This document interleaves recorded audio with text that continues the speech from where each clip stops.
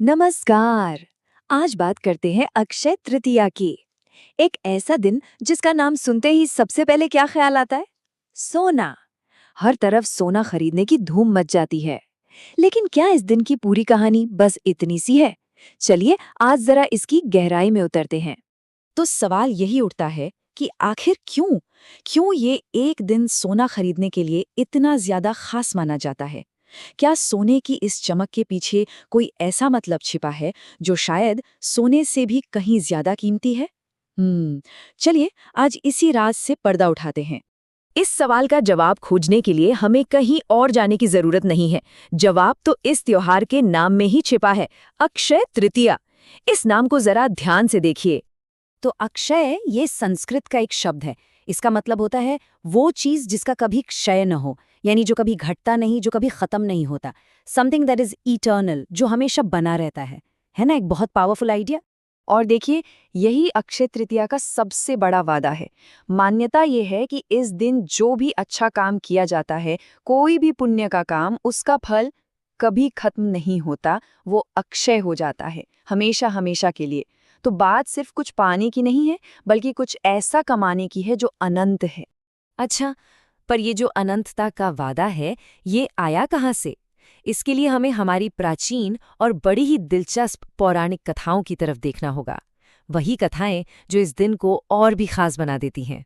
कहते हैं कि इसी पावन दिन पर महर्षि वेदव्यास ने ज्ञान के महासागर यानी महाभारत की रचना शुरू की थी। वो बोलते गए और स्वयं भगवान गणेश उसे लिखते गए। सोचिए, ज्ञान का एक ऐसा भंडार तैयार हुआ जो आज भी हमारा मार्गदर्शन करता है, एक सच्चा अक्षय खजाना। और फिर एक और बड़ी प्यारी कहानी है अक्षय पात्र की। वनवास के समय भगवान कृष्ण ने द्रौपदी को एक ऐसा चमत्कारी बर्तन दिया था जिससे वो कितने ही लोगों को भोजन करा सकती थी और उसमें भोजन कभी खत्म नहीं होता था।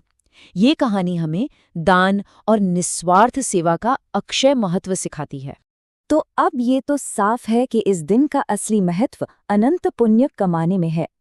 तो फिर सवाल ये उठता है कि ये अक्षय पुण्य हासिल कैसे किया जाए? इसके रास्ते क्या हैं? हमारी परंपराएं इसके लिए कुछ रास्ते बताती हैं, जैसे कि दान यानी जरूरतमंदों की मदद करना, या फिर किसी नए और अच्छे काम की शुरुआत करना, जप तप यानी प्रार्थना और ध्यान में मन लगाना, और इन सबसे ऊपर सत्कर्म यानी अच्छे काम करना, किसी की भलाई सोचना। कहते हैं इन कर्मों का पुण्य ही अक्षय होता है। तो यहाँ एक सीधी सी तुलना सामने आती है। एक तरफ है भौतिक निवेश यानी सोना खरीदना, जो आज है कल शायद उसकी कीमत घट बढ़ जाए, और दूसरी तरफ है आध्यात्मिक निवेश यानी पुण्य कमाना, जिसका फल, जिसका रिटर्न हमेशा हमेशा के लिए हमारे साथ रहता है। एक की कीमत बदल सकती है, दूसरे की कीमत तो शाश्वत है। तो बात बिल्कुल साफ है।